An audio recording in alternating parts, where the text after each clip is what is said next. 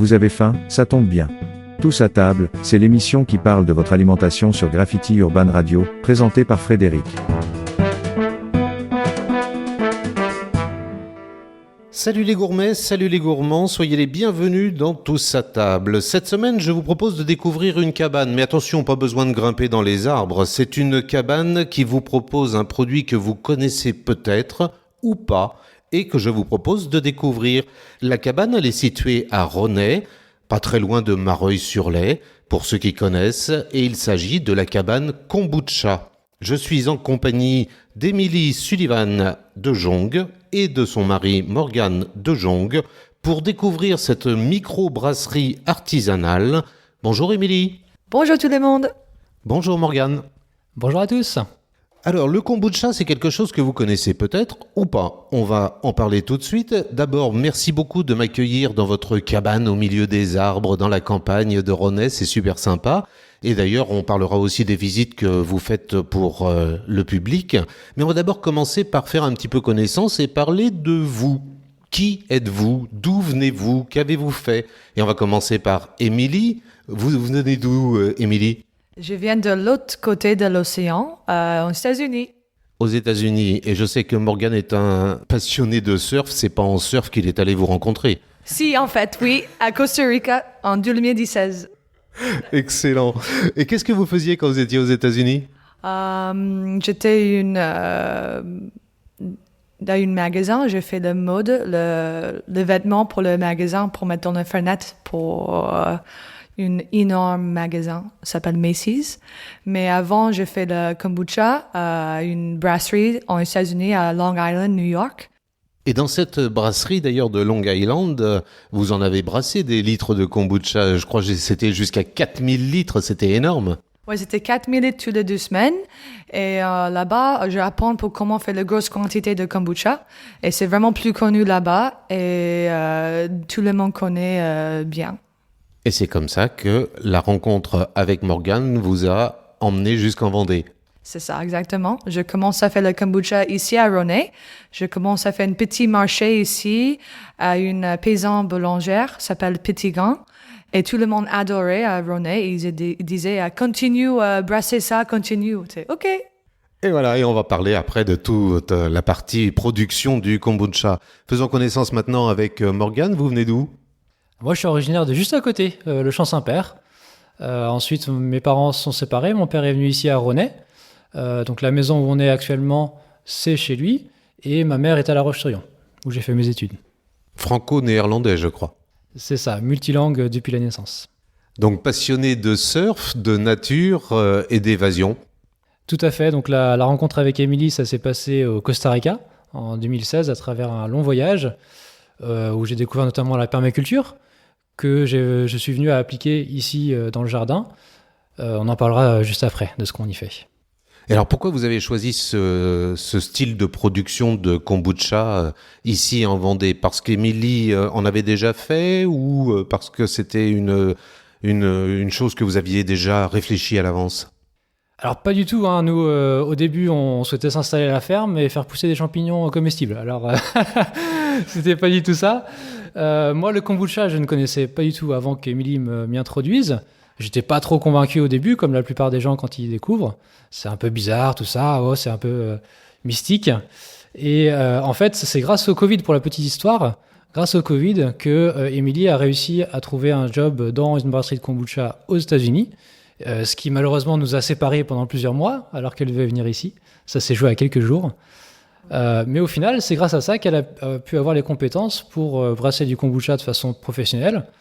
Et qu'elle a ramené ça ensuite ici en Vendée avec quelques petits tests qui ont été plutôt concluants. Et moi-même, j'ai été convaincu du potentiel et la clientèle aussi. Et à partir de ce jour-là, on s'est développé. Moi, personnellement, j'étais plutôt dans le domaine du tourisme jusque-là. Donc avec plusieurs langues, c'était assez naturel.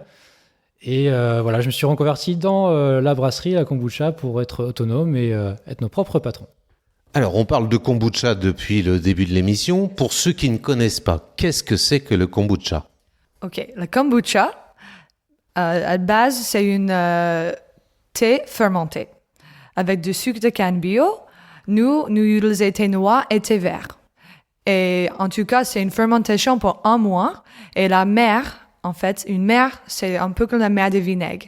La mer, c'est des bactéries de levure qui se nourrissent du thé et du sucre pendant 1 mois. Avec cette process, elle fait des pétillants naturellement, probiotiques, antioxydants et plein de vitamines bons pour le flore intestinal et le système digestif. Voilà, on a la définition du kombucha qui en fait est une boisson pétillante à base de thé fermenté. Et elle a une histoire quand même, cette boisson, parce que ça fait des milliers d'années qu'on la connaît. Oui, ça vient d'Asie. En fait, le nom kombucha, c'est japonais. Kombu, c'est une algue qui ressemble à la mer. Et cha, c'est du thé en japonais. Et les gens pensaient que l'algue, c'était une algue en fait qui fait la fermentation. Mais ils pensaient que c'était une algue, c'est pour ça, c'est kombucha. Ça, c'est une confusion à l'origine, parce que donc, c'est une boisson qui est millénaire. Les premières traces d'utilisation de kombucha en Asie, ça remonte à 5000 ans. Après, c'est totalement différent de la kombucha que nous brassons actuellement. Et ça, c'est une technique qui vient plutôt des États-Unis, dont est né le nom kombucha, puisque ce sont donc des Américains qui ont découvert cette boisson au Japon et qui ont fait cette confusion en découvrant la boisson et en parlant et en voyant des algues qui s'appelaient kombucha. Et c'est resté comme ça. Mais eux, les Américains, ils ont donc développé cette boisson pour le côté vraiment plaisir aussi, parce qu'en Asie, c'était utilisé simplement pour le côté santé, comme nous ici, on peut boire du vinaigre, de cidre ou autre pour juste l'intérêt pour la santé. Et aux États-Unis, ils ont développé ça avec des saveurs à la fin et de stopper la fermentation un petit peu plus tôt avant que ça devienne vraiment vinaigré pour garder ce côté plaisir et avoir vraiment une consistance qui ressemble un peu à la bière au niveau des levures. Donc on se fait plaisir et on se fait du bien. Et on se fait du bien. Quels sont les apports du kombucha pour la santé ? Comme je disais juste avant, les probiotiques, antioxydants, vitamine B et B12. Et aussi, ça donne l'énergie naturellement. C'est pas comme de café ou de thé. Si, il y a du thé dedans, mais c'est pas de théine qui donne l'énergie. En fait, dans le kombucha, il y a 1/4 moins de théine comme une normale tasse de thé, mais l'énergie, ça vient de tout le bienfait qui s'est donné par la mer. Et le kombucha, on le consomme sous forme de cure ? Oui, c'est possible pour faire une cure de kombucha. Vous pouvez boire 20 centilitres par 2 semaines pour vraiment voir une détoxification du corps. Mais c'est pas obligé. Les gens peuvent boire le kombucha quand ils sont soif. On en sait déjà un petit peu plus sur la cabane kombucha de Rosnay et sur cette boisson pétillante et rafraîchissante. Et on va en découvrir encore plus dans la deuxième partie de Tous à table. C'est le moment de faire une pause musicale avec le groupe Sans Prétention. Ces musiciens qui sont originaires de Mayenne se sont fait connaître sur YouTube avec leur parcours atypique. Ils sont agriculteurs, vendeurs de légumes sur les marchés, carreleurs ou commerciales. Ils ont le sens du rythme, le sens des mots et de la fête.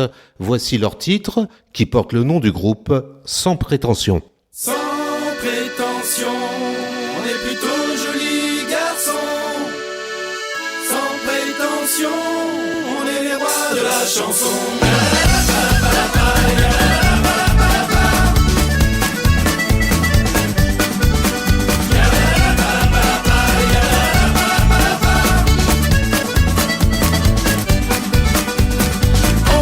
Surnomme Yvette, je vends de la ciboulette, primeur sur les marchés, mesdames, messieurs, approchez. Ma promo d'aujourd'hui, être entouré d'amis, mon piano à bretelles, je me sens pousser des ailes.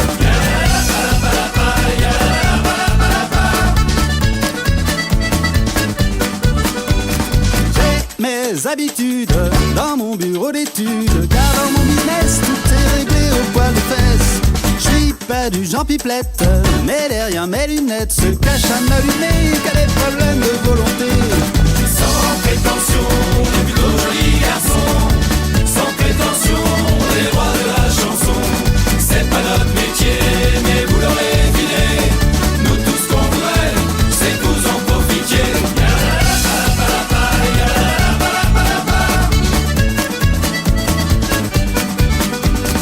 Moi, je Je suis VRP, ça c'est un beau métier. Toute la journée, je vais me promener. Commercial winner, je suis de bonne humeur. Je montre mes dents pour être convaincant. Et moi je suis paysan, j'aime être dans les champs. Mes bottes et mon bonnet, la mode ça me connaît. Agriculteur rocker, je chante dans mon tracteur. À côté mon banjo, ça c'est du bon boulot. Car sans prétention, on est plutôt joli garçon. Sans prétention, on est les rois de la chanson. C'est pas notre métier, mais vous l'aurez deviné. Nous tout ce qu'on voudrait, c'est que vous en profitiez.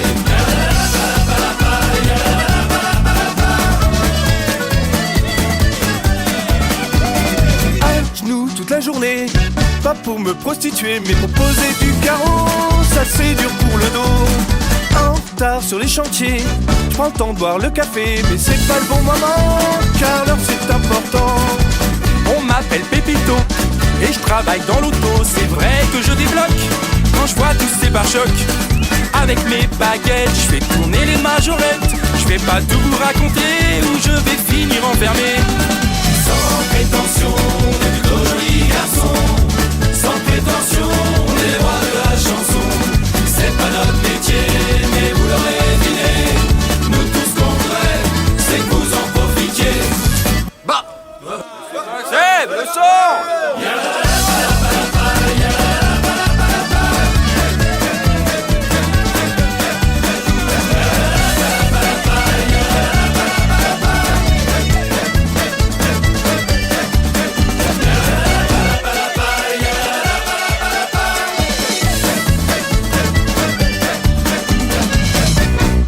Tous à table, la suite avec aujourd'hui Émilie et Morgane à la cabane kombucha de Rosnay.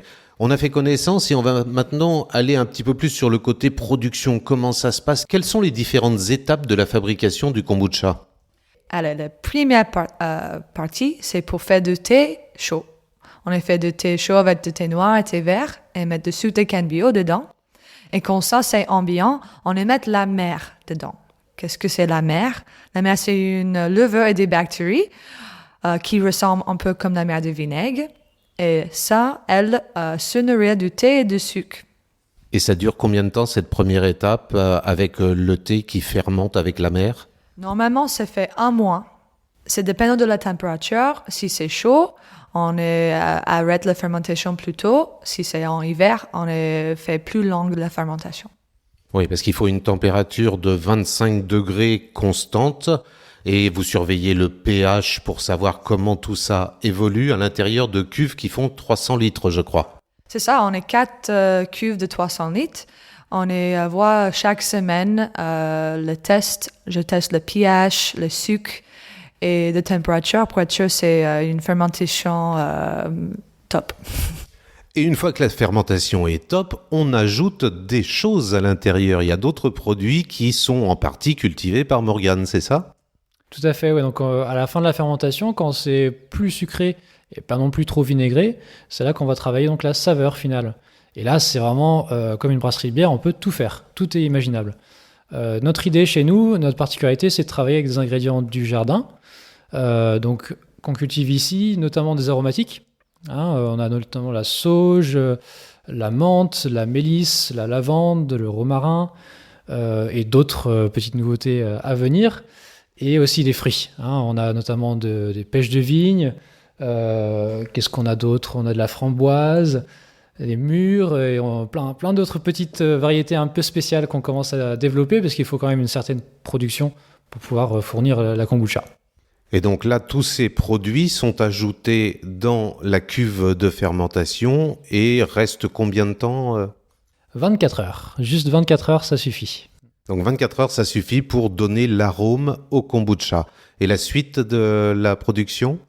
Alors ensuite, on met ça en fûts qui vont être stockés au frais, parce qu'il faut savoir que la kombucha étant une boisson vivante avec des levures et des bactéries, si elle n'est pas au frigo, elle va continuer à fermenter. Donc c'est un peu une des contraintes pour nous, à la fois énergétique, parce que forcément le fait d'avoir des systèmes de froid, ça consomme pas mal d'énergie, et aussi au niveau de la vente, puisque nos points de vente et nos partenaires doivent obligatoirement avoir un frigo. Mais voilà, c'est mis en fût, mis au frigo, et ensuite mis en bouteille. Alors, contrairement aux États-Unis, ici c'est une production artisanale et c'est ça aussi qui fait le charme de la cabane kombucha. Il n'y a pas 4000 litres par mois. Vous sortez à peu près combien de litres par mois? 1200 litres par mois. C'est déjà pas mal. Oui, c'est pas mal. On vient tout juste de doubler notre production pour répondre à la demande estivale. Et après, voilà, on souhaite se développer encore. Hein. Le kombucha est une boisson qui est encore très peu connue et qui, à mon sens, a beaucoup d'avenir. Qui peut consommer du kombucha? Tout le monde? Oui, tout le monde, les enfants inclus. Seulement, voilà, ça contient des traces d'alcool. Donc pour les personnes qui ont eu des problèmes d'alcoolisme et qui ne peuvent absolument pas consommer de boissons avec une petite trace d'alcool, ces personnes-là sentiront peut-être des petites traces. À savoir qu'il faut quand même consommer ça avec parcimonie. Quand on n'a pas l'habitude de consommer des boissons vivantes qui sont riches en probiotiques, ça peut déranger l'estomac si on en abuse. Donc attention, si vous commencez, consommez un verre par jour maximum.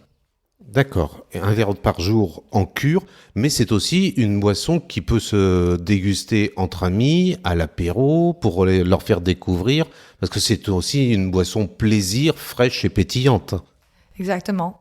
Je disais, pour moi, j'aime pour boire la kombucha juste avant manger. Pour apéritif, c'est top, mais même juste avant déjeuner ou petit déjeuner, aussi ça aide à la digestion. Il n'y a pas vraiment de contre-indication médicale à boire une boisson fermentée. Non. Après, voilà, comme c'est une boisson qui peut être détoxifiante, si on souhaite en faire une cure et qu'on a beaucoup de toxines à éliminer, il ne faut pas être surpris qu'au bout d'une semaine, les toxines doivent sortir. Elles doivent forcément sortir par quelque part. Souvent, soit c'est la peau ou une autre façon. Mais voilà, c'est le corps qui se nettoie. Après, au bout de 2 semaines, le corps est nettoyé et régulé et on retrouve l'équilibre. C'est important pour boire de l'eau à ce moment aussi, parce que le kombucha sort la toxine, mais c'est encore dans ton cœur. Tu as besoin de l'eau pour vraiment sortir. Comment on fait pour venir visiter la production? On est ouvert 2 fois par semaine. On est ouvert le mercredi après-midi. Et le samedi matin, les gens ils peuvent venir ici et on peut visiter le laboratoire et même notre jardin. Et nous, on a fait un système spécial ici. On a fait le kombucha en vrac. Les gens, ils peuvent ramener leur contenant et nous, on peut remplir leur bouteille pour une charge de 5 € avec le 150 centilitres. Il faut réserver pour venir? Non, c'est ouvert. C'est ouvert, vous venez librement. Juste rajouter que, effectivement, nos labels, on est labellisé bio et Nature et Progrès également. Donc, dans notre démarche écologique, on a toutes nos bouteilles qui sont consignées. Donc ça, c'est super pour les magasins, mais il y a quand même un petit peu d'énergie pour les faire nettoyer et les transporter. Donc la kombucha en vrac dont Émilie vient de parler, c'est encore le mieux parce que là, vous avez un contenant, votre propre contenant, et vous payez que le liquide. Vous rincez juste votre bouteille après l'avoir terminée. Et là, il y a vraiment, c'est le top économiquement et écologiquement. Alors justement, parlons des points de distribution. Où est-ce qu'on peut trouver le kombucha qui est préparé ici à la cabane? Alors un peu partout en Vendée, on a fait le choix pour l'instant de distribuer uniquement en Vendée en direct avec tous nos partenaires dans différents magasins, donc que ce soit des magasins bio comme la Biocoop ou les épiceries vrac, épiceries locales, un peu partout, et également dans des bars, restaurants et autres. Vous avez un site internet? Oui, on a un Wix site. Qui s'appelle La Cabane Kombucha. Voilà, .wix.fr. Ok, de toute façon, je mettrai toutes les informations sur le site de la radio pour que les auditrices et les auditeurs puissent vous contacter et en savoir et en découvrir un petit peu plus. J'imagine que sur le site, il y a les points de distribution. Oui, tout ça, et même nos saveurs. Vous pouvez voir qu'est-ce qui se passe dans l'année, parce qu'on a des saveurs qui changent chaque saison. Les nouveautés chaque printemps, chaque été, voilà. Et pour l'automne, avec des champignons peut-être? Du potimarron. Ah, génial, du potimarron. Merci beaucoup pour votre accueil et pour ces informations. Je mettrai également toutes les coordonnées des réseaux sociaux parce que je sais que vous êtes actifs sur les réseaux. Qu'est-ce qu'il faut vous souhaiter pour l'avenir? Parce que là, c'est déjà bien parti. Je souhaitais vous pour aller plaisir et santé si vous venez ici. C'est un joli moment pour boire de kombucha et viens voir notre jardin et ce coin de Vendée. Et voilà, il n'y a pas de saison pour venir, donc vous pouvez venir découvrir à tout moment. Et Morgane, qu'est-ce qu'il faut vous souhaiter? un bon développement pour tous nos projets sur place, parce que les idées ne manquent pas. On souhaite aussi que la cabane Kombucha soit un lieu de vie avec différents événements, conférences. J'ajouterais qu'on accueille aussi des cours de yoga dans la salle où on se situe maintenant, 4 fois par semaine. Et c'est un site qui est ouvert à différents praticiens de santé et qu'on souhaite faire vivre à travers toute l'année. J'ai envie de dire qu'ici, le bonheur est dans la cabane. Oui, bien sûr. Merci encore pour votre accueil. Je vous souhaite plein de bonheur pour la suite. Et quant à nous, on se retrouve la semaine prochaine pour une nouvelle émission de Tous à table. D'ici là, passez du bon temps à l'écoute des bonnes ondes de Graffiti Urban Radio. À bientôt. Réécoutez Tous à table en podcast sur urban-radio.com et sur toutes les bonnes plateformes. En attendant de retrouver Frédéric pour la prochaine émission, mangez bien, mangez sain.